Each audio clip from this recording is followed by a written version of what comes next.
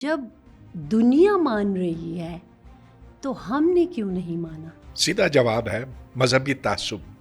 کیونکہ وہ احمدی ہیں اس لیے ہم عبدالسلام کا نام لینا پسند نہیں کرتے. آپ نے یہ کیوں کہا کہ یہ نوبل پرائز جو پیس کا ہے اس کو بس ختم ہی کر دینا چاہیے؟ کیوں؟ اس سال جس کو دیا ہے جی جو خاتون وینیزویلا کی ہے اسے تو بالکل نہیں ملنا چاہیے تھا میرے خیال میں. یہ ہمیں کیا پڑھایا جا رہا ہے؟ جو ہمیں پڑھایا جا رہا ہے وہ ہمیں پھر دہشت گرد بنا دیتا ہے، انتہا پسند بنا دیتا ہے. جو پاکستان کا معیار تعلیم ہے یہ میں دعوے سے کہہ سکتا ہوں دنیا کا سب سے گھٹیا ہے. میں نے کہا کہ بہتر یہ ہوگا کہ ان کتابوں کو آپ دریا میں پھینک دیں. اس زمانے میں ہٹلر کا خوف تھا، یہ لوگ اس کوشش میں شامل ہو گئے کہ بم بنایا جائے اس سے پہلے کہ ہٹلر بنا لے. دل میں اپنا طے کیا کہ میں کبھی کسی مہلک ہتھیار پر کام نہیں کروں گا، اور خاص طور پر ایٹم بم پر. ضیاء الحق کا زمانہ آیا جس نے یہاں لیفٹسٹ، کمیونسٹ، سوشلسٹ ہر ایک کے اوپر پابندی لگائی. ٹی ٹی پی ہمارے فوجیوں کو کیوں مارتی ہے؟ وہ جو مسلمان مانے جاتے تھے کسی زمانے میں وہ اب مسلمان نہیں کہلائے جا سکتے. لہٰذا صرف عقائد کی بات یہاں نہیں ہوتی، یہاں مفادات کی بات آتی ہے. لیکن ہر ایک کو پتہ ہے کہ بلوچستان کے اوپر پنجاب کا قبضہ ہے. یہ تمام وہ چیزیں جو چین اب امریکہ کو بیچنے سے انکار کر رہا وہ ہمارے پاس بھی ہے. بالکل وہی بات جو سن 71 میں کی جاتی تھی. لیکن اس حقیقت سے تو آپ انکار نہیں کر سکتے کہ دراصل یہ پاکستان نہیں، یہ پنجابستان ہے.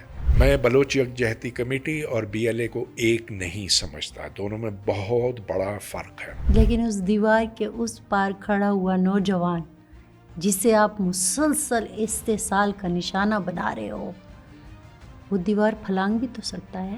دیوار پھلانگ سکتا ہے، ڈرون بھیج سکتا ہے، میزائل اس پر داغ سکتا ہے، اور یہ سب ہونے والا ہے. Front line Pakistan with Farzan Ali کے ساتھ ایک بار پھر آپ کی خدمت میں حاضر ہیں، اور پلیٹ فارم ہے voicepk.net کا. اور آج میری خوش قسمتی کہ آج ہمارے ساتھ موجود ہیں پرویز امیر علی ہود بھائی. پرویز ہود بھائی کے نام سے مشہور ہیں، دنیا جانتی ہے ایسی شخصیت جن کے ساتھ بیٹھ کر گفتگو کرنے اور خصوصاً چیزوں کو سمجھنے کا ہر کسی کو دل چاہتا ہے.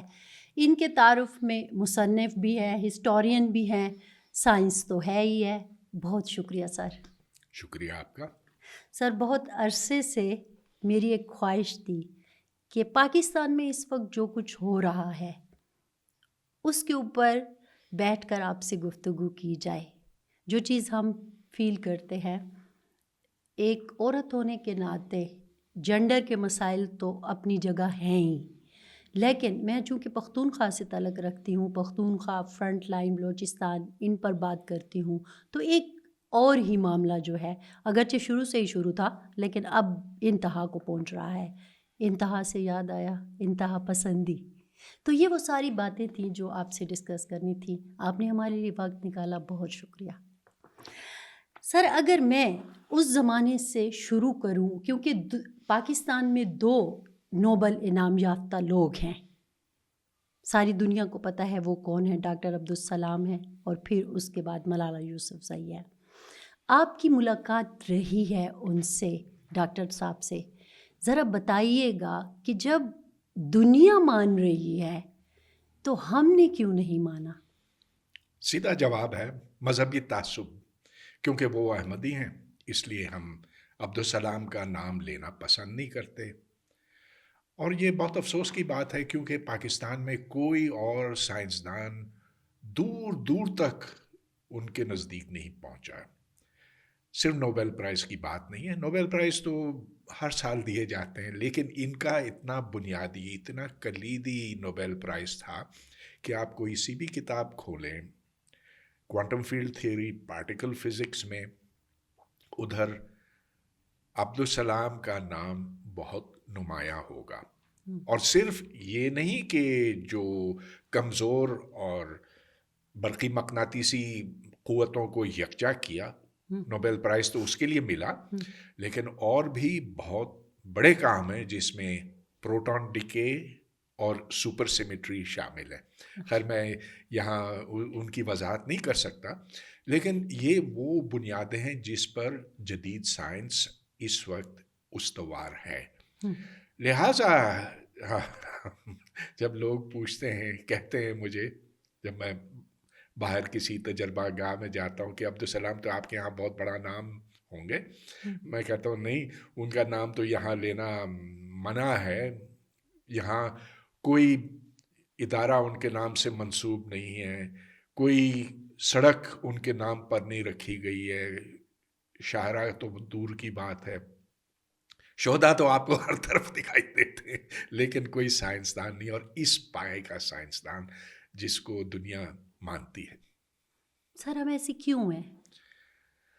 ہم اس لیے ہیں، اس طرح اس لیے ہیں کہ ہم یہ سمجھتے ہیں کہ اگر ہم نے کسی غیر مسلم کو ذرا سی بھی جگہ دی تو پاکستان کی بنیادیں ہل جائیں گی۔ اب افسوس یہ کہ سائنس ایک بہت بڑی عمارت ہے جس کو بہتوں نے تعمیر کی ہے۔ ہاں، جو پچھلے زمانے تھے، میرا مطلب یہ آج سے کوئی 800-900 سال پہلے کی بات ہے، تو اس میں الفارابی اور ابن سینا اور ایسے سائنسدان تھے جنہوں نے شروع کی کچھ اینٹیں رکھی تھیں۔ اس کے بعد یورپین سائنسدان تھے، ہندو تو اس سے پہلے تھے اصل میں۔ جو سب سے بڑی تھیوریز بنی ہیں فزکس کی اور جس کی بنا پر ہم اس دنیا میں اس دور حاضر میں پہنچے ہیں، وہ عیسائیوں کی ہے اور یہودیوں کی ہے۔ ہم ان کا نام لینے سے نہیں کتراتے، ہم نیوٹن سے نہیں ڈرتے، ہم آئنسٹائن سے نہیں ڈرتے، ہمیں تکلیف ہوتی ہے جب عبدالسلام کا نام لیا جاتا، کیونکہ ہمیں ایسے لگتا ہے کہ خدا را اگر ہم نے اس کا نام لیا تو پاکستان ایسے لرز جائے گا، اس کی بنیادیں ٹوٹ جائیں گی۔ نہیں تو ملالہ تو احمدی نہیں ہے نا، ہمیں تو اس سے بھی گلا ہے۔ آپ ذرا اٹھا کے دیکھ لیں کچھ بھی، چاہے وہ سوشل میڈیا ہے، چاہے وہ عام زندگی میں ہم دیکھیں۔ مجھے یاد ہے کہ جب اسے نوبل پرائز ملا تھا اور میں یونیورسٹی سے، ظاہر ہے میڈیا پھر اس کو سیلیبریٹ بھی کر رہا تھا کسی حد تک، لیکن پھر تنقید بھی آ رہی تھی، تو میرے ارد گرد کھڑے ہوئے جو نوجوان تھے، انہوں نے ایسے عجیب سے کمنٹس دیے تھے، میری روح تک لرز گئی کہ یہ ہم کیا کر رہے ہیں۔ ملالہ کا حساب بالکل الگ ہے۔ اس کے خلاف جو اس قسم کے جذبات ہیں، اس کی وجہ یہ کہ وہ لڑکی تھی، وہ لڑکی جو کہتی تھی کہ لڑکیوں کو تعلیم ملنی چاہیے، اور بالکل صحیح، 101% اس کا موقف درست تھا۔ لیکن میرا خیال ہے تنقید اس لیے ہوتی ہے کہ اس طرح کی بہت سی لڑکیاں ہوتی ہیں اور جو بہت نڈر ہوتی ہیں اور جنہوں نے بہت رسک لی ہوتی ہے، تو اس کو کیوں نوبل پرائز ملا؟ یہ ضرور ویسٹ کا، مغرب کا کوئی ایجنڈا ہوگا، جو کسی حد تک ٹھیک ہے۔ ہاں، نوبل پرائز فار پیس جو ہے وہ ایک بڑی عجیب چیز ہے، اور میں تو سمجھتا ہوں کہ اس نوبل پرائز کو ختم ہی کر دینا چاہیے۔ بہرحال میں سمجھتا ہوں کہ جو ملالہ نے کیا بالکل ٹھیک کیا۔ اس نے کہا کہ ہر بچی کو یہ حق پہنچتا ہے کہ وہ اسکول پڑھے اور ایک نارمل لائف گزارے۔ اب یہ کہ نوبل پرائز ملنا چاہیے تھا یا نہیں، وہ ایک متنازع مسئلہ ہے۔ آپ نے یہ کیوں کہا کہ یہ نوبل پرائز جو پیس کا ہے اس کو بس ختم ہی کر دینا چاہیے، کیوں؟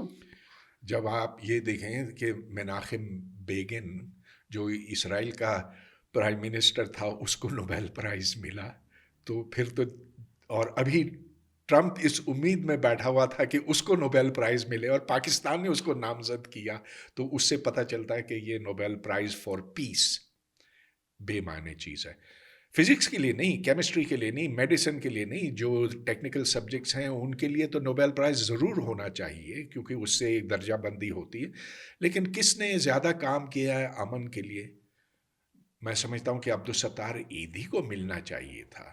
उसने जितनी खिदमत की है पाकिस्तानियों की और दुखी इंसानों की, तो कोई मुकाबला नहीं।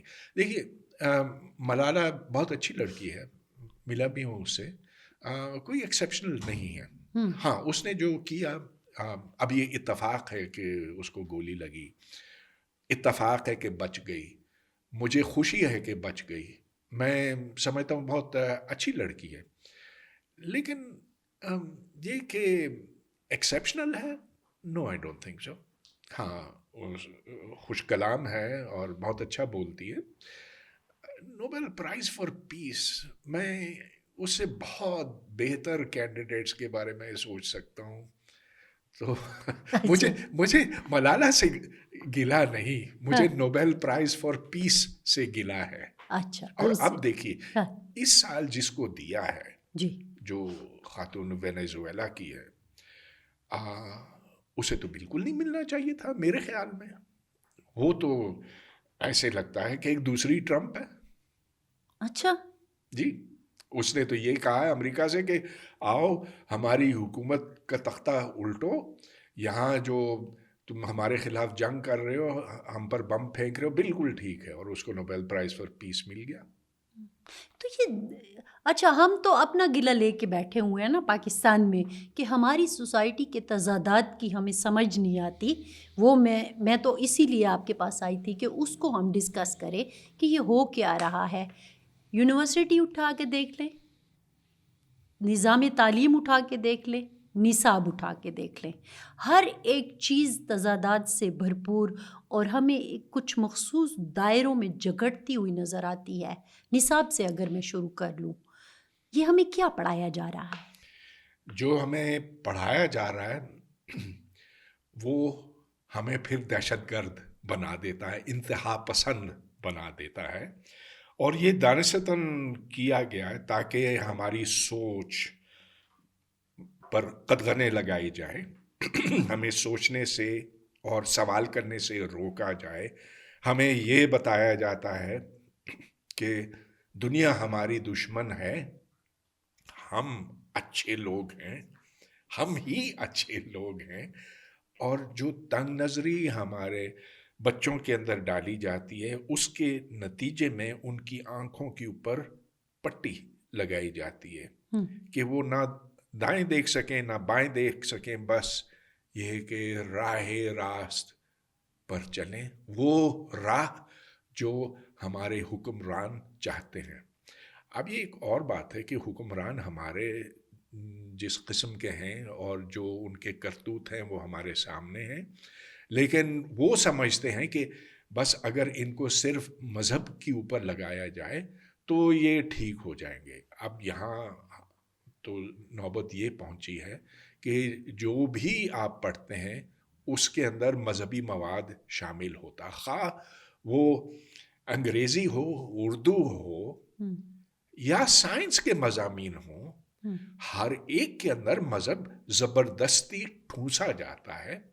जिसका मतलब ये कि जो मज़ामीन काम के हैं, जिनको समझकर एक इंसान अपनी दुनिया की फ़हम बढ़ा सकता है और फिर मुलाजमत के काबिल हो जाता है, वो उसके नज़दीक हम नहीं जा सकते। जो पाकिस्तान का मेयार तालीम है, ये मैं दावे से कह सकता हूँ, दुनिया का सबसे घटिया है। दुनिया का सबसे गिरा हुआ निज़ाम तालीम पाकिस्तान का है। अभी हाल में मैं बांग्लादेश गया, नेपाल गया, उससे पहले मैं श्रीलंका गया, यानी कि जो हमारे पड़ोस में हैं। हाँ, और ईरान गया। ईरान काफ़ी पहले गया। ईरान और इंडिया का जो तालीमी निज़ाम है बहुत उम्दा है। अच्छा, नेपाल कहते हैं कि पसमानदा मुल्क है, लेकिन जब मैंने उधर स्कूलों में लेक्चर दिया, बच्चों के साथ गुफ्तगू हुई, और वही लेक्चर वही गुफ्तगू इधर इस्लामाबाद में हुई, तो मैं देख सका कि ज़मीन और आसमान का फ़र्क है उनके तालीमी मेयार के लिहाज से। اچھا، یہ کیا آپ کو ان کے سوالوں سے یہ پتہ چلا، آئی کیو کا کہتے ہیں یا کیا؟ ہم وہی جو میں آپ کہہ رہی تھی کہ ہم وہی دائرے سے نکل نہیں رہے ہمارے بچے، یہ ہاں ہے؟ ہاں یہاں ہمارا جو پورا پیمانہ ہے ایک اسٹوڈنٹ کو جج کرنے کا، جی، وہ یہ ہے کہ اس نے کتنا یاد کیا ہے. ان کو ہم یہ کہتے ہیں کہ یہ تمہارا نصاب ہے، یہ تمہارے نوٹس ہیں، یہ تم یاد کرو گے، امتحان آئے گا تم یہ پھر لکھ ڈالو گے. ہم، یہ نہیں کہ تم اس چیز کو سمجھتے ہو کہ سائنس میں ہم، جو اس سے متعلق سوال ہیں، پرابلمز ہیں، ان کو حل کرنے کی صلاحیت رکھتے ہو. نا، نو پرابلم سالونگ، نو لاجک، رٹا رٹا رٹا. تو یہ جو رٹے کا نظام ہے، اس نے ہماری تعلیم کو برباد کیا. اب آپ یہ دیکھ لیجئے کہ جو ہمارے اساتذہ ہیں وہ بھی اس سے کچھ بہتر نہیں ہے. آپ ان سے یہ کہیں کہ جو باہر کی کوئی نصابی کتابیں ہیں، کوئی سی بھی ہے، فزکس میں لے لیں، ہم، کیمسٹری، ہم، میتھمیٹکس، جو ہم، بھی ہے، ان کے چیپٹر کے آخر میں جو سوالات ہوتے ہیں وہ ذرا حل کر کے تو دکھاؤ. جو ہمارے فل پروفیسر ہیں وہ بھی نہیں کر پاتے. اور یہ تو یونیورسٹی کی بات ہے، کالج میں اور برا حال، اور اسکول میں تو ٹیچرز جیسے ہی ہوتے ہیں، وہ ہم، اسی نظام سے نکلے ہیں. ہم. تو میں پھر اس بات پہ اصرار کروں گا کہ ہمارا جو تعلیمی نظام ہے دنیا کا گھٹیا ترین، سب سے گرا ہوا ہے. تو آپ تو اس پہ مسلسل تنقید بھی کرتے رہے ہیں، نظام کا حصہ بھی رہے ہیں، ہائر ایجوکیشن پہ آپ کی کافی تنقید سامنے آئی ہے. اگر آپ دیکھیں کہ وہ جو مذاکرے ہوئے، مباحثے ہوئے، تو کوئی چینج نظر نہیں آیا کہ کہیں کمیٹی بیٹھی ہے، ان کو بتایا جائے کہ بھئی آپ کیا کتابیں نصاب کی بنا رہے ہو؟ یہ میں بتا چکا ہوں، بار بار بتا چکا ہوں، لیکن اس سے ذرا بھی فرق نہیں پڑتا.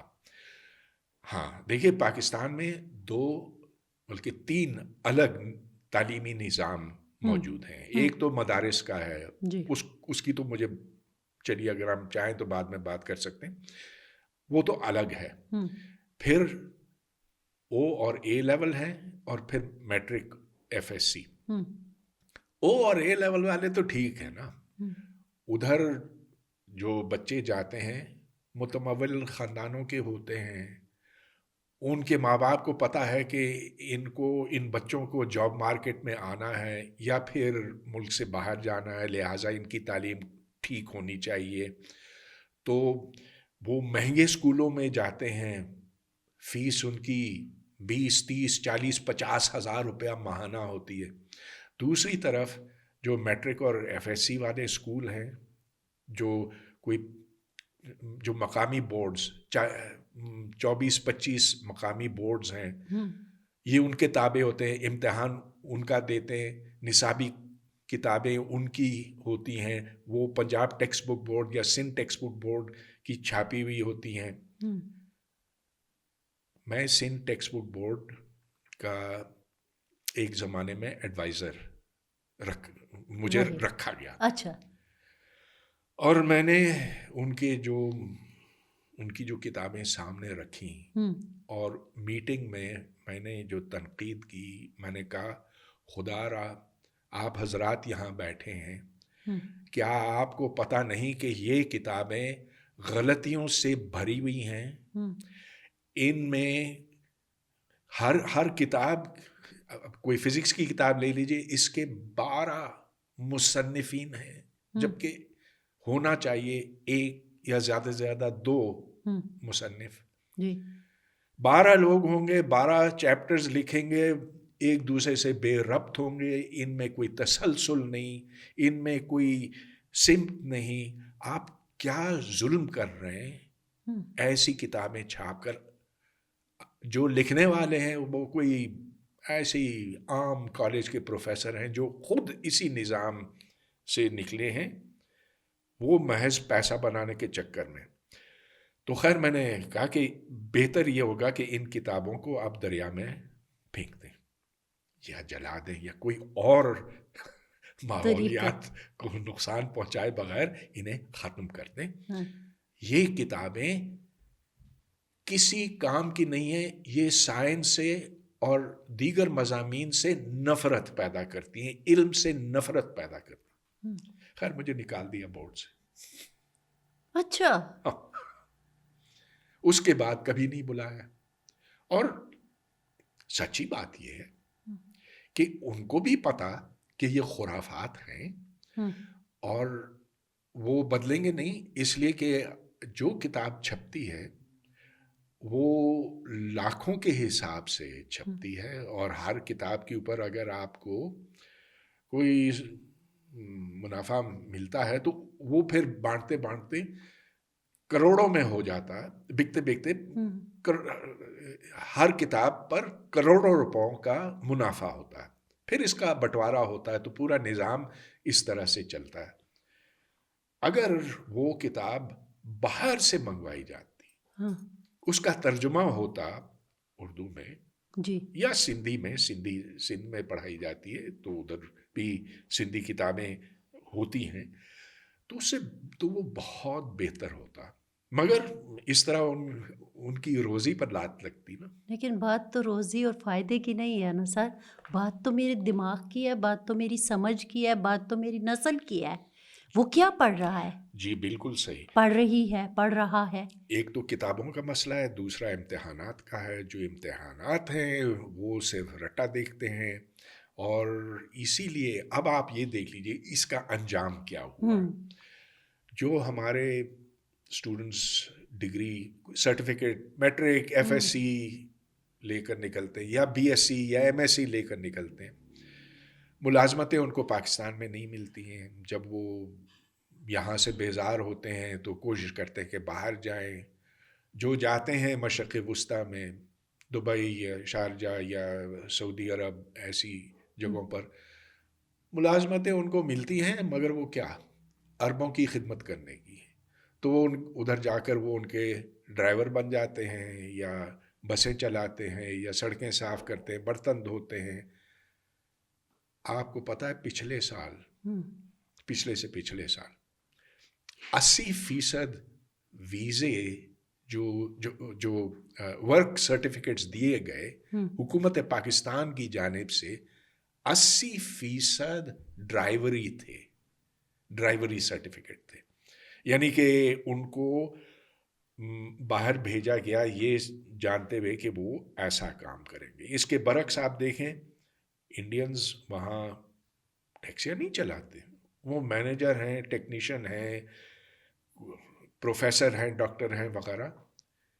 پاکستانی صرف 3% ایسے ہیں جو ہائی لیول پوزیشنز میں، اس لیے کہ انڈینز کی تعلیم بہت بہتر ہے۔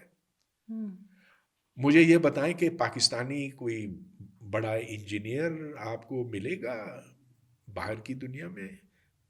آٹے میں نمک کے برابر۔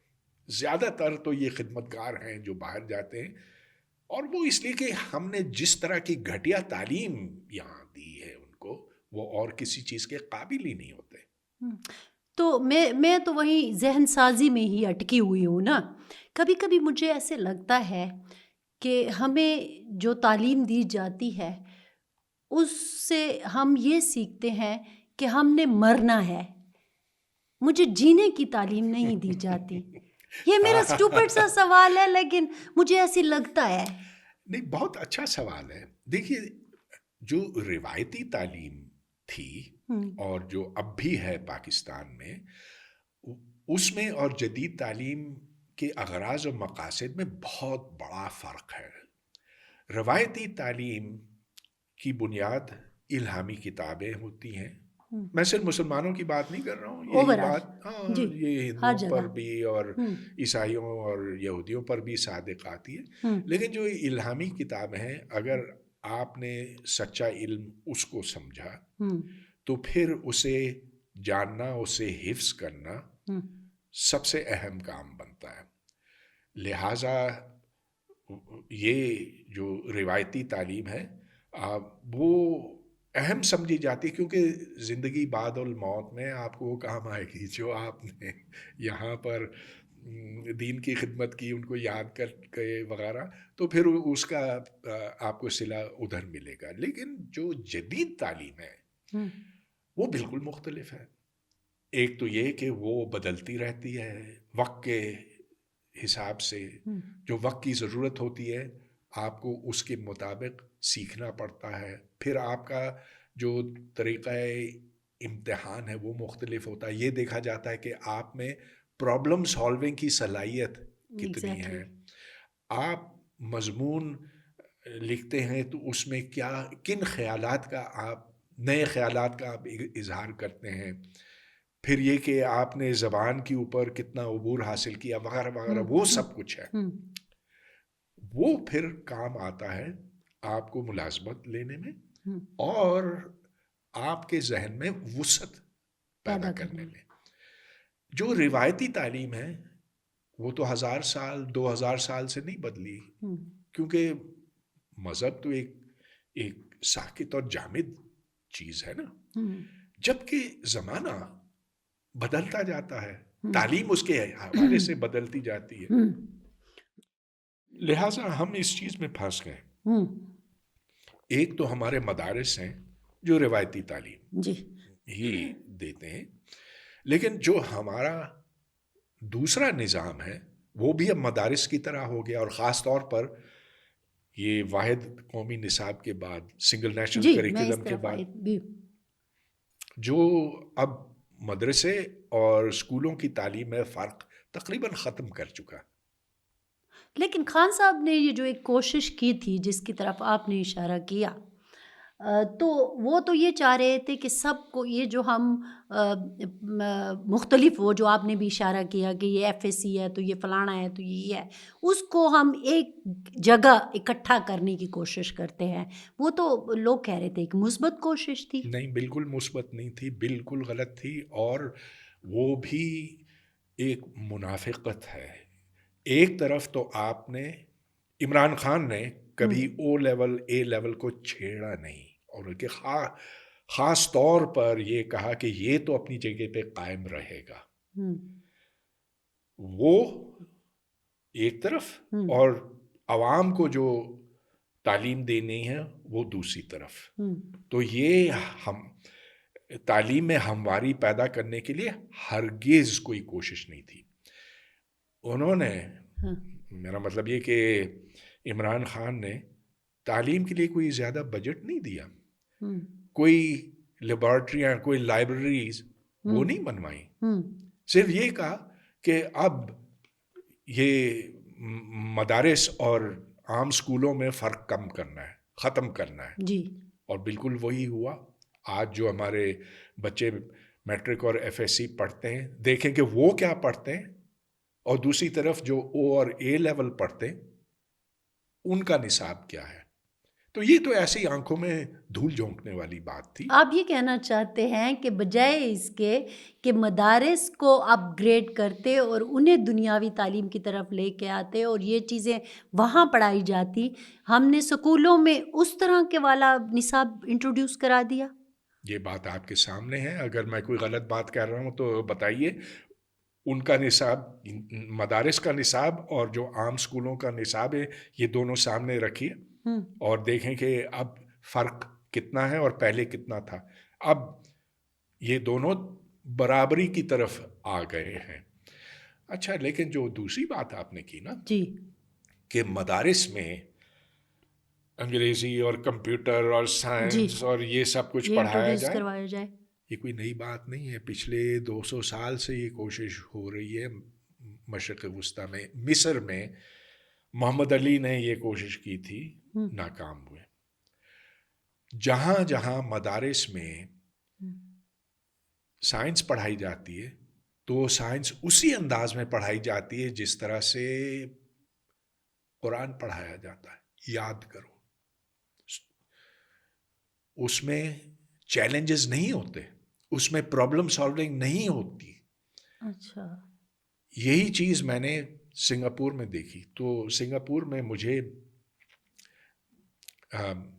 مسلم ایسوسی ایشن آف سنگاپور نے بلایا تھا، اور ایک سنگاپور نیشنل یونیورسٹی میں میرا لیکچر تھا. اس کے بعد پھر میں اس مدرسے میں چلا گیا جہاں یہ مدرسہ المہاجرین اس کا نام ہے. اچھا. تو ادھر انہوں نے مجھے یہ بتایا کہ ہم یہاں اس مدرسے میں ایک تو دینی تعلیم دیتے ہیں جیسا کہ روایت کے مطابق جی، اور دوسری طرف جو سنگاپور کا نیشنل کریکولم ہے ہمارے بچے ان کے امتحانات بھی دیتے ہیں، اس میں بیٹھتے ہیں. تو میں نے کہا بہت اچھی بات ہے، تو آپ مجھ سے کیا چاہتے ہیں؟ انہوں نے کہا ڈاکٹر صاحب مسئلہ یہ ہے کہ ہمارے بچے ادھر سنگاپور نیشنل کریکولم کے ایگزام میں جب بیٹھتے ہیں تو ان کے رزلٹ بڑے خراب آتے ہیں، اکثر فیل ہو جاتے ہیں، جو پاس ہوتے ہیں وہ بھی بہت خراب نمبر لے کر ہوتے ہیں. تو اس کا کیا حل ہے؟ تو میں نے کہا کہ آپ مجھے اپنا نصاب دکھائیں اور سنگاپور کا نصاب دکھائیں. دونوں میں نے سامنے رکھے. میں نے کہا کہ ان میں تو زمین اور آسمان کا فرق ہے. کوئی تعجب کی بات نہیں کہ آپ کے بچے ناکام ہوتے ہیں اس نیشنل کریکولم میں، کیونکہ وہ نیشنل کریکولم ایک بڑی کنسنٹریشن چاہتا ہے.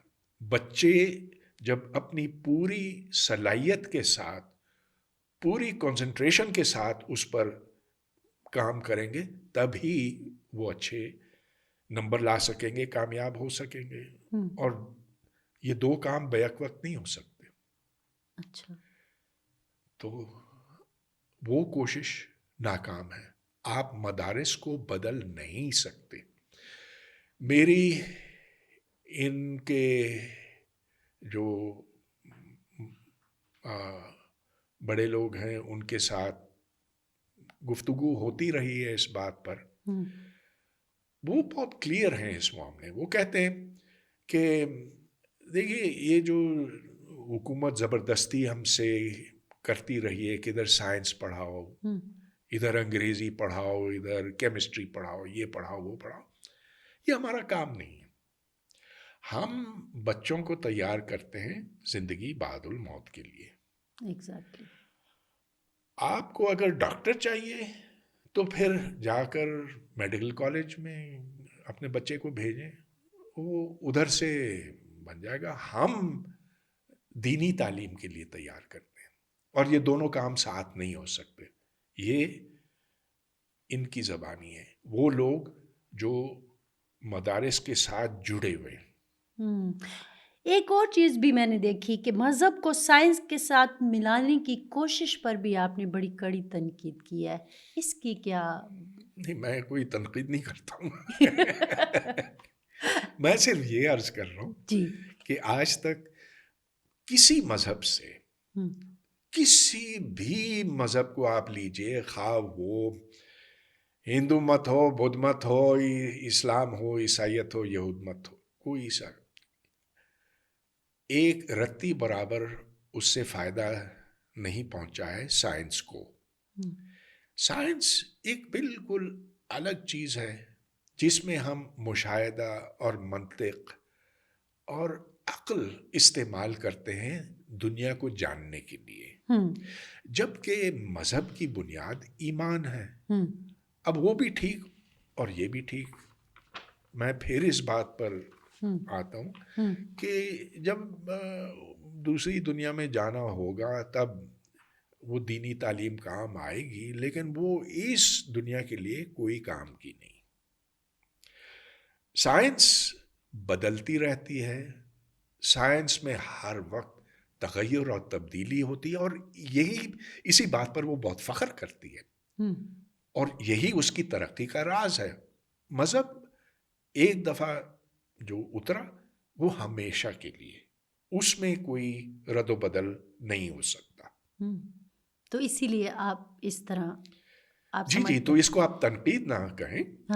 یہ ایک حقیقت میں نے بیان کی ہے کہ سائنس اس دنیا کو سمجھنے کے لیے لازمی ہے. سائنس کے اطلاق سے ہم نے وہ دنیا تعمیر کی جو ہمارے سامنے ہے. ہر روز جو اس میں ترقی ہوتی ہے اس کی وجہ سے نئی ٹیکنالوجی جنم لیتی ہے, اور اس میں مذہب کا زیرو کردار ہے. اچھا, ایک اور بھی چیز میں نے جب آپ کو میں تھوڑا سا اسٹڈی کرنے کی کوشش کر رہی تھی, ظاہر ہے ہم جب کویسچنئر بناتے ہیں تو دیکھتے ہیں کہ کہاں کہاں سے کیا کیا ایک زندگی کے مختلف پرت ہوتے ہیں ان سے نکلے. میں نے ایک جگہ یہ بھی پڑھا کہ آپ نے ایسے لوگوں سے پڑھا جنہوں نے پہلا ایٹم بم بنایا تھا لیکن پھر وہ ایٹم بم کے خلاف ہو گئے. ایسا بھی تھا؟ ایسا کیوں تھا؟ کچھ ان میں سے ہو گئے, کچھ نے تو پھر اور بڑے بم بنائے اور بڑے مہلک قسم کے ہتھیار بنائے. لیکن جن لوگوں سے میں نے پڑھا, جی, جیسا کہ فلپ موریسن ہے, وکٹر وائسکاف ہے, برنرڈ فیلڈ ہے, یہ بہت بڑے فزسسٹ تھے, اور جو مینہٹن پروجیکٹ میں بہت ان کا بہت بڑا گہرا کردار تھا. تو اس زمانے میں ہٹلر کا خوف تھا, یہ لوگ اس کوشش میں شامل ہو گئے کہ بم بنایا جائے اس سے پہلے کہ ہٹلر بنا لے. لیکن خیر ہٹلر تو پہلے ہی ختم ہو گیا. جاپان کے ساتھ جنگ جاری تھی, جب ہیروشیما اور پھر ناگاساکی کے اوپر یہ ایٹم بم گرائے گئے, تو انہیں پھر اس وقت یہ احساس ہوا کہ اب یہ ایک مہلک ترین ہتھیار ہے جس سے تمام انسانیت مٹ سکتی ہے. اچھا. اور اس وقت جب ان کا ضمیر بولنے لگا, بیدار ہوا, اور یہ بات 1973 کی ہے, تو نہیں اس سے بھی پہلے کی 1970s کی ہے. میں نے جب ان کی باتیں سنی تو میں نے پھر یہ دل میں اپنا طے کیا کہ میں کبھی کسی مہلک ہتھیار پر کام نہیں کروں گا, اور خاص طور پر ایٹم بم پر. اور حالانکہ میں نے P H D nuclear physics میں کی, مگر دیکھیے اس میں کوئی تعجب کی بات نہیں, کیونکہ نیوکلیئر فزکس کا ایک مصرف یہ ہو سکتا ہے بم بنانا, لیکن بنیادی طور پر یہ قدرت کو سمجھنے کی ایک کوشش ہے. ایک شاخ ہے, فزکس کی ایک شاخ ہے جو تھیوریٹیکل فزکس سے نکلتی ہے, اور بہت دلچسپ ہے. اس سے آپ جان سکتے ہیں کہ ستاروں کے اندر توانائی کس طرح سے پیدا ہوتی ہے, بلیک ہولز کیسے بنتے ہیں, نیوٹران سٹارز کیسے وجود میں آتے ہیں, کیسے ختم ہوتے ہیں وغیرہ. تو یہ دنیا اور کائنات سے متعلق ہے. تو یہ تھی. پھر ایک جگہ میں کہیں یہ بھی پڑھ رہی تھی کہ جو آپ نے تو ظاہر ہے اپنی جب پڑھائی ختم کی تو پھر امریکہ میں ہی آپ کام کر رہے تھے, لیکن ویتنام کے مسئلے پر پھر آپ نے امریکہ بھی چھوڑ دیا, آپ پاکستان آ جاتے ہیں. میں پتہ ہے کہ یہ بات کیوں پوچھ رہی ہوں, ویتنام کے ایشو پر اگر میں غلط ہوں تو پلیز میری تصحیح کیجیے گا, آپ نے امریکہ چھوڑا؟ ہاں, مجھے امریکہ سے بہت اس وقت مجھے اس پر بہت زیادہ غصہ تھا کہ ایک چھوٹے سے ملک کے اوپر امریکہ B-52 سے بم برسا رہا ہے. اس کو کیا حق پہنچتا ہے کہ وہ دنیا کی دوسری طرف جا کر ویتنام کے معاملات میں مداخلت کرے, اور لاکھوں لوگوں کو, کوئی تقریباً 1.5 ملین ویتنامیز ہلاک ہوئے اس پوری جنگ میں, 50,000 امریکن بھی مرے. امریکہ کو کوئی حق نہیں پہنچتا کہ وہ اس طرح کی مداخلت کرے, اور اس غصے میں نے امریکہ چھوڑا. آپ پاکستان آ جاتے ہیں, ٹھیک ہے, اب پاکستان کو کیسا دیکھ رہے ہیں, پھر یہاں کیا ہوا؟ جس زمانے میں واپس آیا تو اس وقت وہ امیدوں کا زمانہ تھا. اچھا, یہ 70s تھا؟ جی, میں 73 میں واپس آیا. ہاں, یہ بھٹو کا زمانہ تھا. حالانکہ مشرقی پاکستان الگ ہو چکا تھا, لیکن پاکستان میں سوشلزم کا نعرہ بلند ہو رہا تھا. اور یہ امید تھی کہ ادھر برابری آئے گی, مساوات آئے گی, ادھر عام لوگوں کو انصاف ملے گا. اور میں اس کوشش کا ایک حصہ بننا چاہ رہا تھا. تو میں اکیلا نہیں تھا. اس وقت بہت سے پاکستانی لیفٹسٹ بن کر واپس آئے تھے. میں بھی لیفٹسٹ تھا, مارکسسٹ تھا. آپ کی ایک ٹریڈ یونین کا بھی میں ٹریڈ یونین کے ساتھ مل کر کام بھی کرتا تھا. ہم ادھر فرنٹیئر میں ایک گاؤں ہے, ادھر جا کے بچوں کو پڑھاتے تھے, اور ہماری کوشش یہ تھی کہ اس گاؤں کے اندر انقلاب لایا جائے, ہری پور کے نزدیک. تو ہر ہفتے یونیورسٹی سے ہماری ٹیم وہاں جاتی تھی, اور ہم یہ سوچ رہے تھے کہ یہ انقلاب لانے کی طرف ایک قدم ہے. تو ایک طرف ٹریڈ یونین, دوسری طرف گاؤں میں کام کرنا. تو ہم انقلاب لانے کے لیے آپ نے پختونخوا کو کیوں چنا, جو اس وقت سرحد جانا جاتا تھا؟ کیونکہ نزدیک تھا نا, پہاڑوں کے اس پار ہے ہری پور. ہم اسلام آباد میں تھے تو اوکے. اچھا. تو ادھر ایک گاؤں ہے ریحانہ.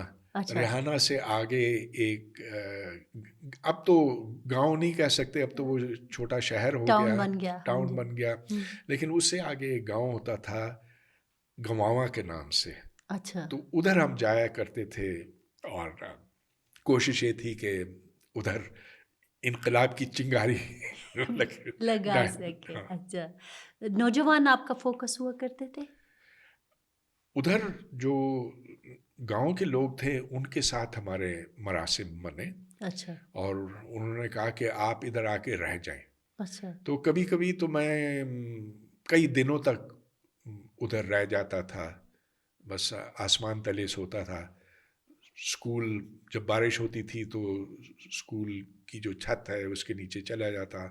تو یہ نوجوانی کا زمانہ تھا, اب تو کبھی ہمت نہ ہوتی.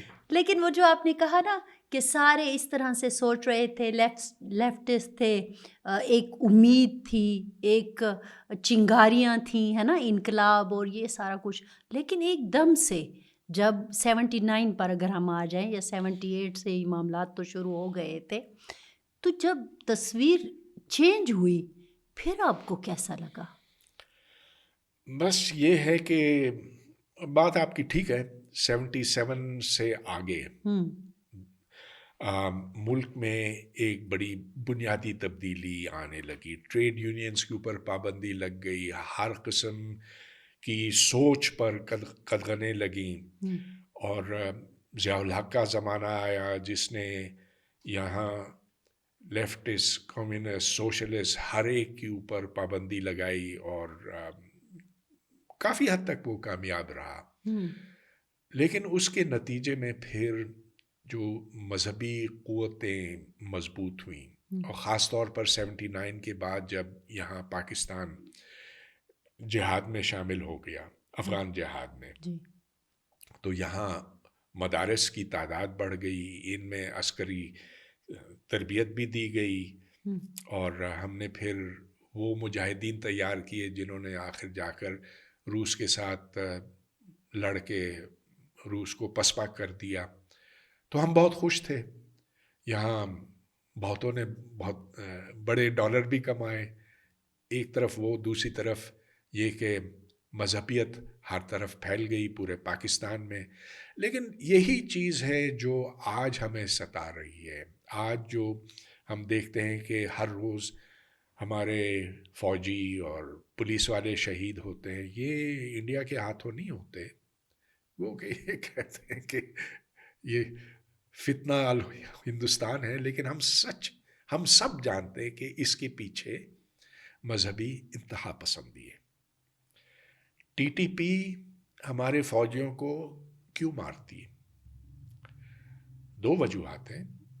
ایک تو یہ کیوں کہتے ہیں کہ تم لوگ منافق ہو, کہتے تو یہ ہو کہ ادھر اسلامی نظام آنا چاہیے, لیکن اسلامی نظام سے تم بھاگتے ہو.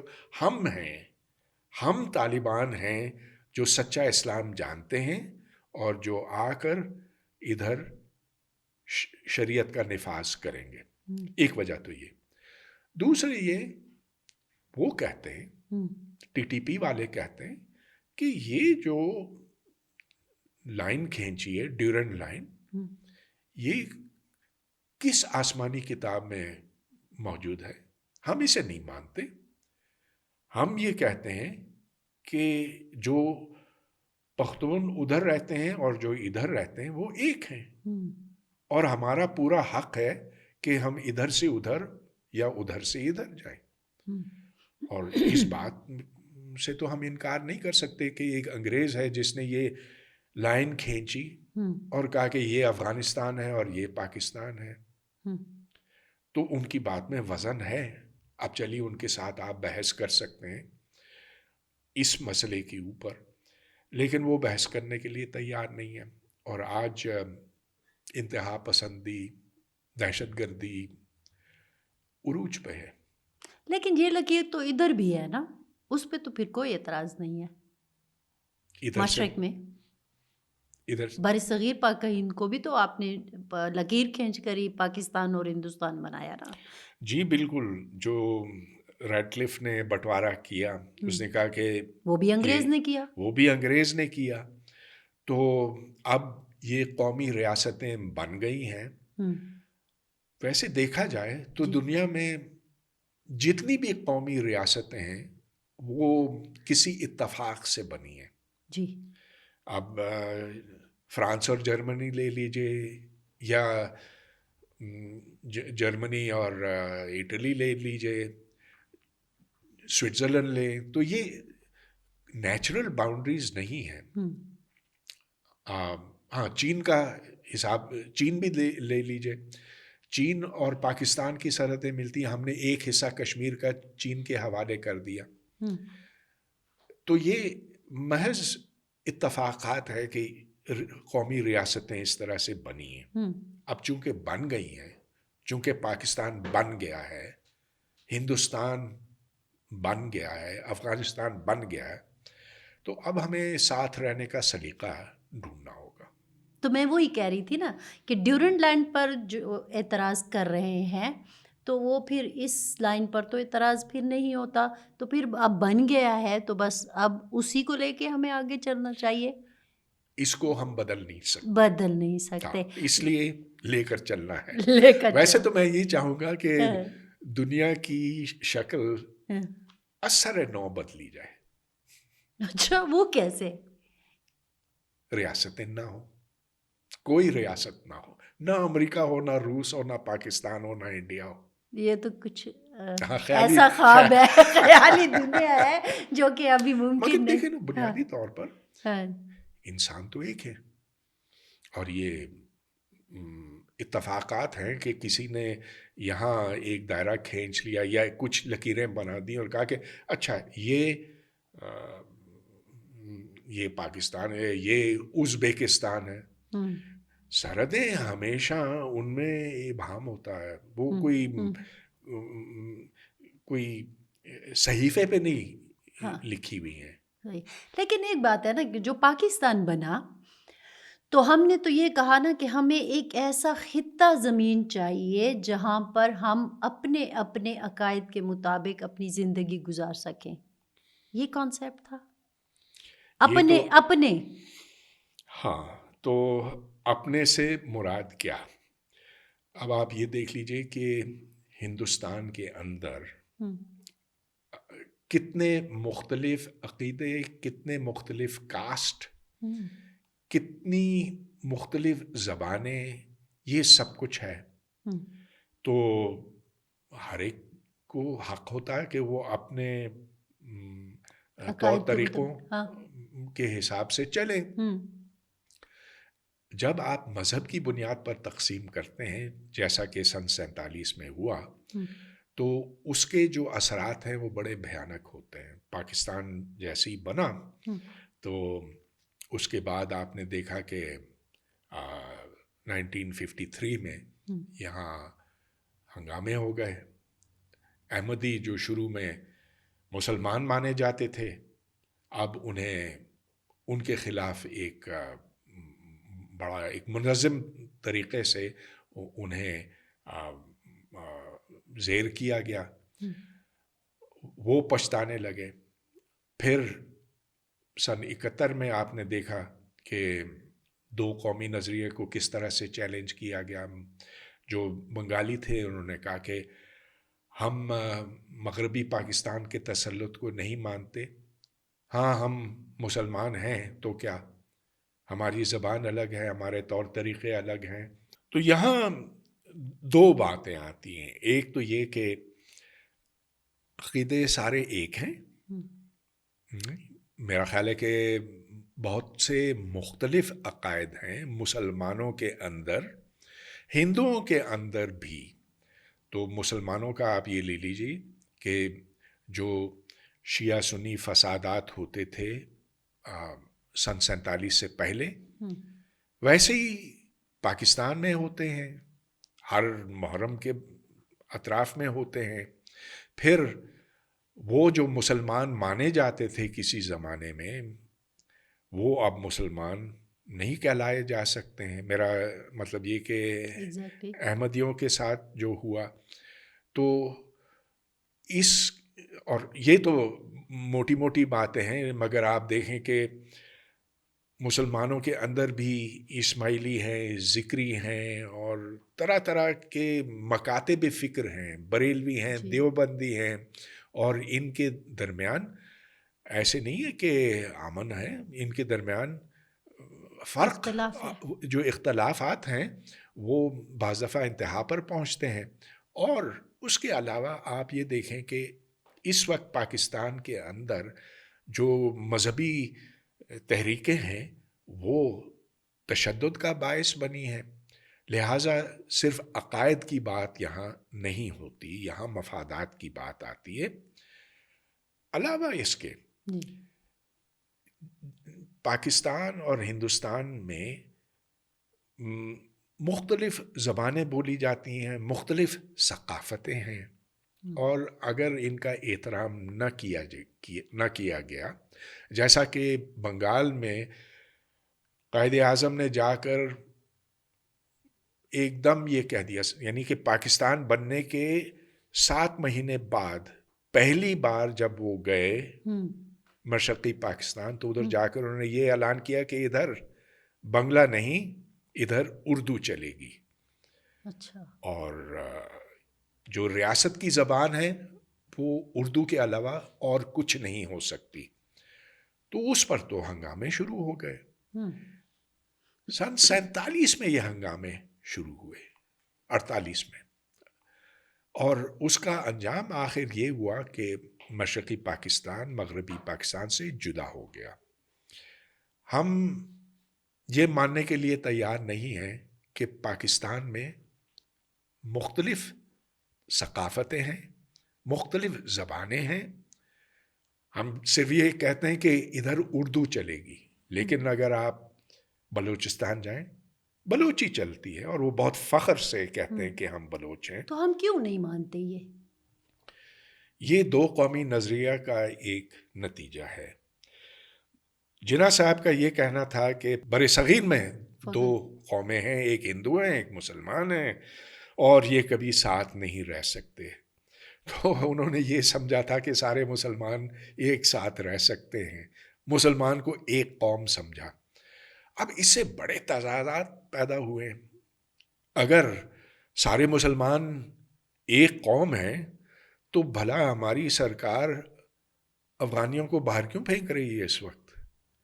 بہاریوں کو پاکستان کیوں نہیں آنے دیا سن 71 کے بعد؟ یہ ایک عجیب سی بات بنتی ہے کہ ہم کہتے ہیں کہ ہم سارے مسلمان اس خطے میں جو بھی ہیں وہ پاکستانی ہیں، تو پھر ایران بھی بن جائے پاکستان کا حصہ، یا ہم ایران کا حصہ بن جائیں۔ عرب کے ساتھ تو ہم یہ نہیں کہہ سکتے نا۔ ہم یہ کہہ سکتے ہیں کہ سعودی عرب بھی پاکستان کا حصہ ہے، یا پاکستان سعودی عرب کا حصہ ہے۔ نون سینس بات ہے، کوئی اس میں حقیقت نہیں ہے۔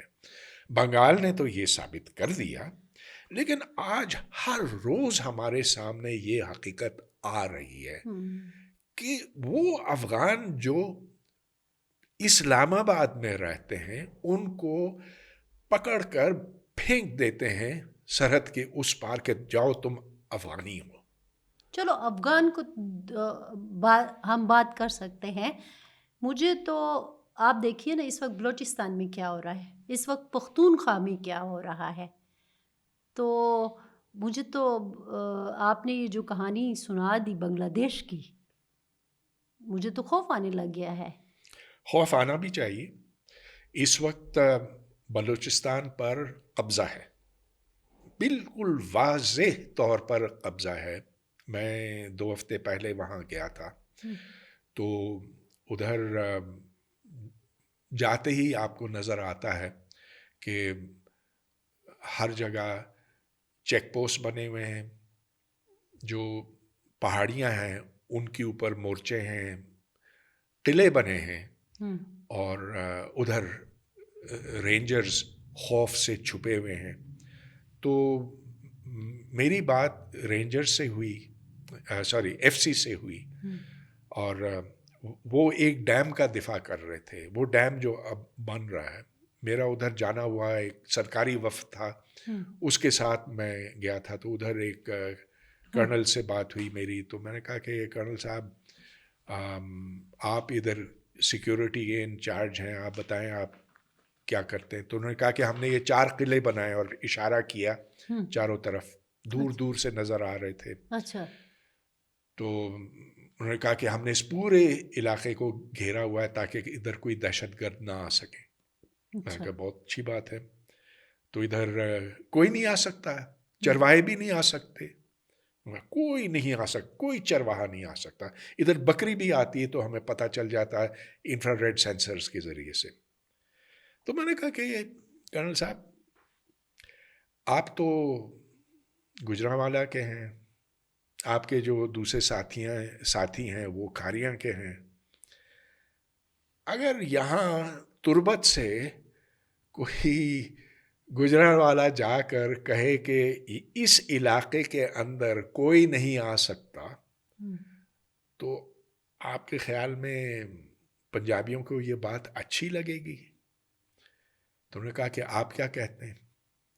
میں نے کہا کرنل صاحب اگر یہ قلعے بنانے کی بجائے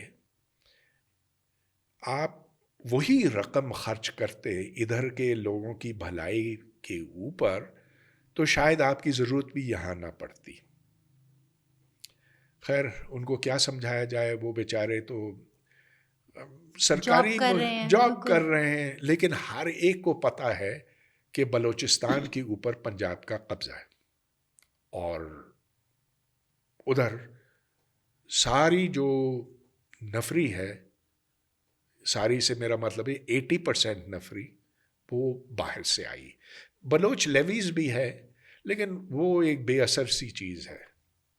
ہم کیوں قبضہ کرنا چاہتے ہیں؟ ریاست کیوں قابض کے طور پر بلوچستان میں رہنا چاہتی ہے؟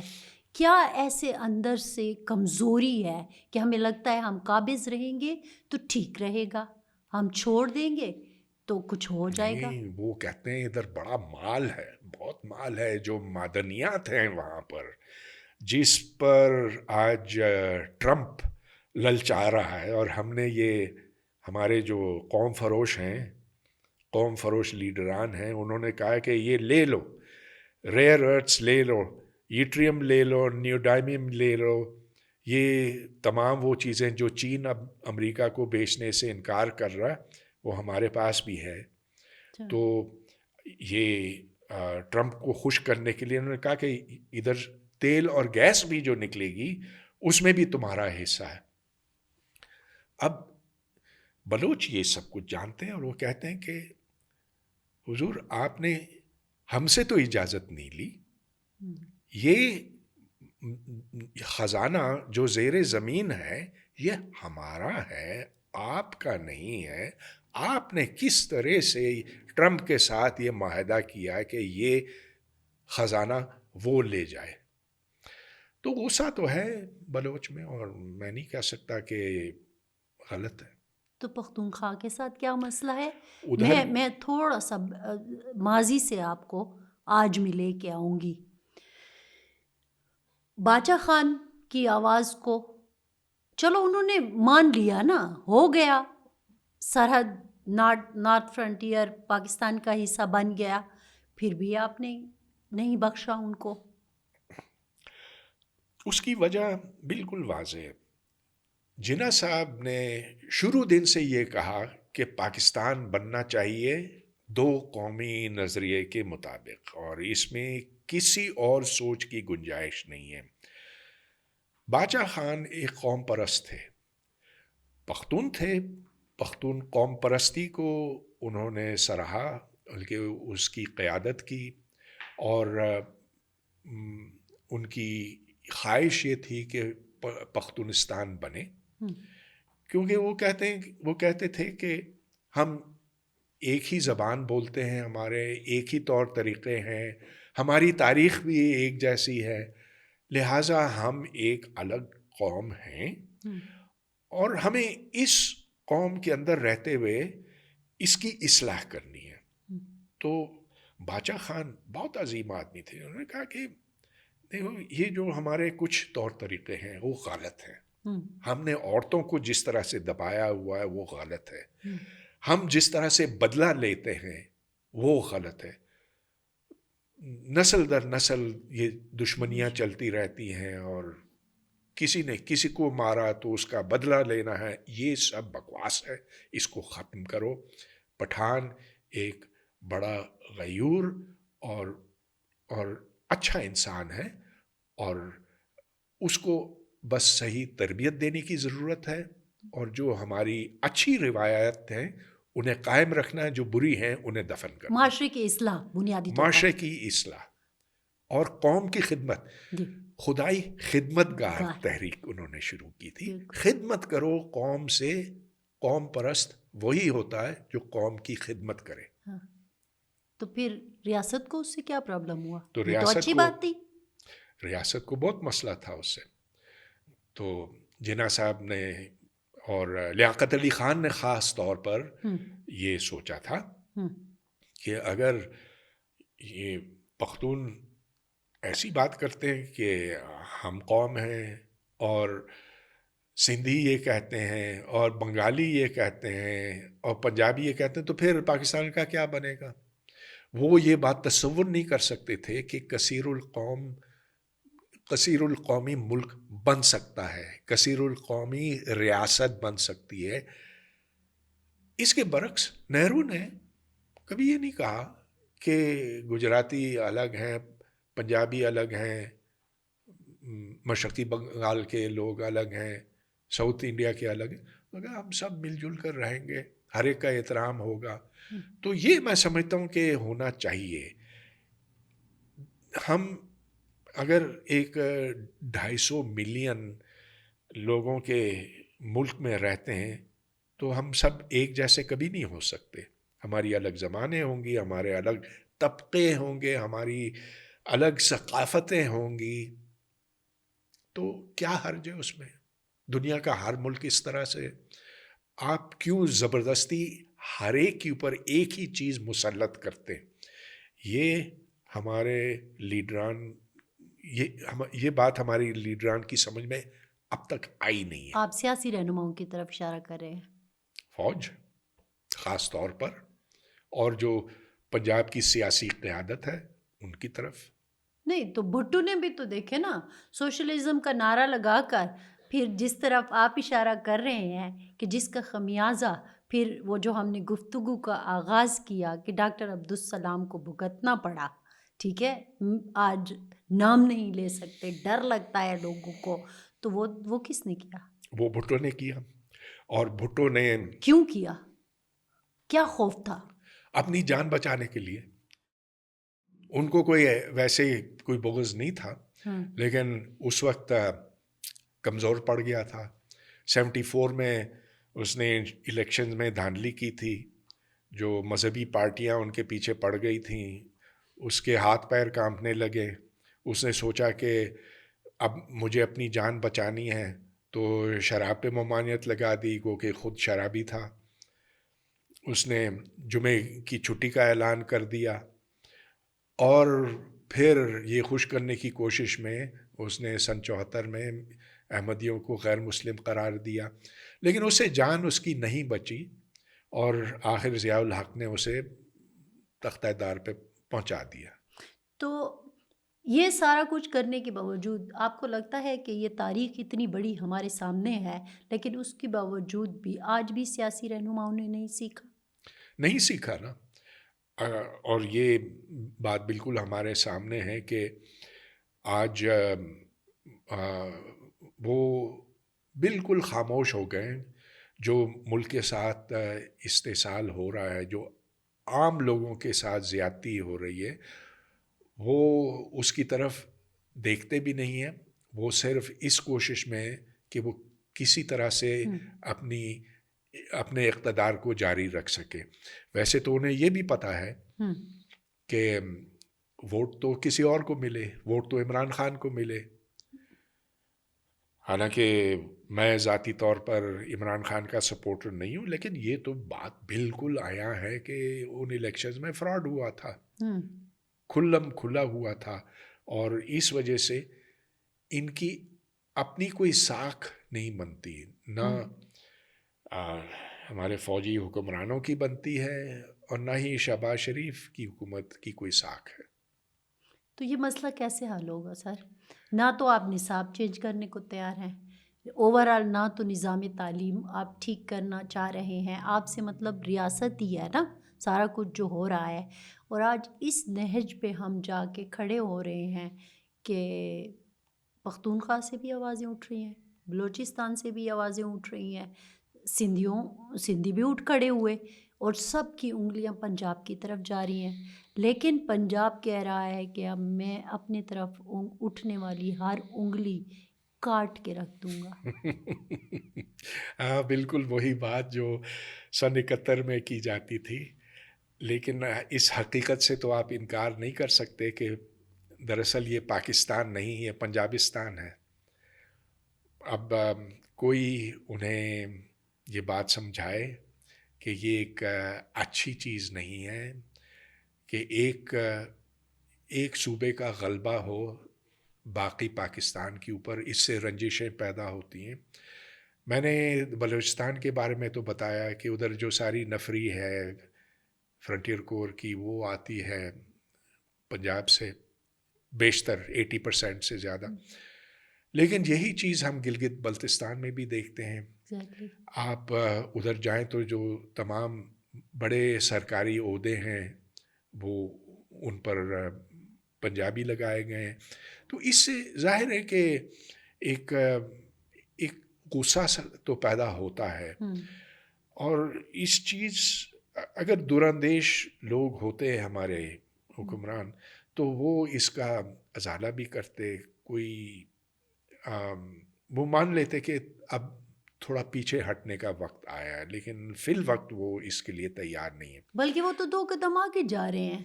ابھی آپ دیکھیے نا سوشل میڈیا، آپ تو سوشل میڈیا استعمال نہیں کرتے لیکن آپ سوشل میڈیا دیکھیں تو بعض اوقات میں بھی حیران ہو جاتی ہوں کہ سیاسی رہنما ہوتا ہے، راستہ دکھانے والا. آپ تو اپنے ہی لوگوں کو اسی غلط راستے پر چلا رہے ہیں کہ جب آپ کہہ رہے ہیں انگلی توڑ دیں گے تو مطلب یہ کیا ہے؟ مطلب آپ میں پختونستان کا لفظ استعمال میرے اوپر ٹھپا لگا کے آپ نے میرے اندر بس پکا ہی کر دیا ہے. پھر مجھے لگنے لگ گیا ہے کہ اچھا تو پھر بنا لیتے ہیں پختونستان. بس پھر اس کا نتیجہ یہ ہوگا کہ دہشت گردی بڑھے گی. وہ لوگ جو پرامن طور پر ان حکمرانوں کو سمجھانے کی کوشش کرتے ہیں ان پر تو نزلہ گرا ہے. اب یہ دیکھ لیجئے کہ بلوچ یکجہتی کمیٹی، مہرنگ بلوچ اور سیمی بلوچ جیسے لوگ، ان کو تو انہوں نے بند کر دیا ہے اور کہتے ہیں کہ ان میں اور بی ایل اے میں کوئی فرق نہیں. بی ایل اے تو ایک دہشت گرد تنظیم ہے جو پنجابیوں کو مارتی ہے اور جس کو میں بالکل غلط سمجھتا ہوں. میں سمجھتا ہوں کہ ہر انسان کا احترام کرنے کی ضرورت ہے. جو نسلی بنیادوں پر تنظیم قائم ہے اور جس کا مقصد یہ ہے کہ دوسروں کو مارا جائے، وہ تنظیم غلط ہے. میں بلوچ یکجہتی کمیٹی اور BLA کو ایک نہیں سمجھتا، دونوں میں بہت بڑا فرق ہے۔ اسی طرح پختون تحفظ موومنٹ، جی، منظور پشتین کو پشتین آپ جیسے نے لوگ ہیں، محسن دیوار سے داور لگا جیسے دیا۔ ہیں، ہاں، افراد کا نام لینے کی ضرورت نہیں، لیکن یہ پرامن طور پر کہتے ہیں، وہ کہتے ہیں کہ ہم پاکستان سے کا حصہ رہ کر پاکستان کو سدھارنا چاہتے ہیں، تم اپنے طور طریقے بدلو۔ یہ جو گھمنڈ ہے تمہارے اندر، یہ مہلک ہے پاکستان کے لیے۔ آپ نے کہیں یہ بھی کہا کہ اگر میں غلط ہوں تو یہاں بھی میری تصحیح کیجیے گا، کیونکہ ہم تو ریسرچ کر کے بیٹھتے ہیں آپ کے سامنے، کہ عصر حاضر کا پاکستان جاگیرداروں اور اعلیٰ ریاستی عہدوں پر فائز افراد، جس میں فوج، عدلیہ، نوکرشاہی، سیاستدان سب ہے، کے لیے گھاٹے کا سودا نہیں، لیکن اقلیتیں ماری گئیں۔ ہاں، عقل پاکستان میں ماری گئی ہے، آپ کا یہ مطلب؟ بالکل، آپ یہ دیکھیں کہ ہر مسئلہ جو ہے وہ جذباتیت کی بنا پر حل کیا جاتا ہے۔ یہاں ہم یہ نہیں دیکھتے کہ ہمارے جو اصل مسائل ہیں وہ کیا۔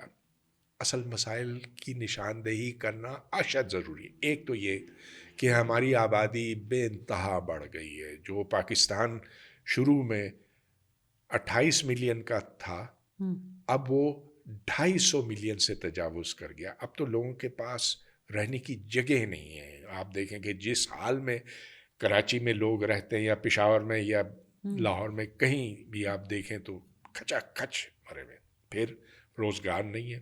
سر اگر اس آبادی پر ہی میں آپ کو آپ سے ایک اور بھی ایک ضمنی سوال آ گیا ہے۔ آبادی کے ہم وہ روکنے کی جب بات کرتے ہیں یا قابو پانے کی بات کرتے ہیں تو ہمیں کہا جاتا ہے کہ یہ آپ کیا کہہ رہے ہیں، ہم نے تو امت پیدا کرنی ہے۔ تو ٹھیک ہے، اتنی امت پیدا ہوگی کہ پھر آپ اس کا خمیازہ بھگتے۔ میں آپ کو بتاؤں امت کتنی تیزی سے پیدا ہو رہی ہے۔ تو اس وقت 250 ملین ہے نا، 25 سال کے بعد یہ 500 ہو جائے گی، 500 ملین ہو جائے گی۔ اس کے بعد 1000 ملین، پھر 2000 ملین، پھر 4، پھر 8 اس وقت دنیا کی کل آبادی ہے۔ یعنی کہ پاکستان کی آبادی دنیا کی موجودہ آبادی کے برابر ہو جائے گی 150 سال کے اندر۔ اس کے بعد امت کہاں جائے گی؟ پھر امت کو آپ چاند لے جائیں، مریخ لے جائیں، لیکن وہ تو ممکن نہیں ہے۔ تو امت آپس میں پھر لڑتی رہے گی، اور وہی جو TTP اور فوج کا حال ہے۔ لیکن جو تصادم ہوگا اس سے بہت پہلے وہ انتہائی خطرناک ہوگا، اور وہ اس لیے کہ جب بہت زیادہ لوگ ہوتے ہیں اور وسائل قلیل ہوتے ہیں، وسائل سے میرا مطلب زمین، پانی، خوراک، تو پھر ان کے بیچ میں جو لڑائیاں ہوتی ہیں وہ خون ریز ہوتی ہیں۔ اور آپ کو ایسا لگ رہا ہے آنے والے وقت میں؟ یہ تو بالکل لگ رہا ہے۔ آپ یہ دیکھیں کہ موسمی تبدیلی بھی ساتھ ساتھ آ رہی ہے، جس کا مطلب یہ کہ کوئی تقریباً 40 سال کے بعد، 50 سال کے بعد، پاکستان کا نصف حصہ جو اس وقت آباد ہے رہنے کے قابل نہیں رہے گا۔ اس وقت بھی آپ دیکھیں کہ جیکب آباد اور سبی جیسے علاقے ہیں، وہاں گرمیوں میں درجہ حرارت 50 ڈگری سے تجاوز کر جاتا ہے۔ جو شخص باہر دھوپ میں کھڑا رہے 20 منٹ وہ مر جائے گا۔ اب جب 50 سے وہ 55 پہنچے گا تو پھر تو ادھر جو بھی ہریالی ہے، پودے ہیں، درخت ہیں، وہ جل جائیں گے۔ پانی بخارات وہ ایویپریٹ ہو جائے گا۔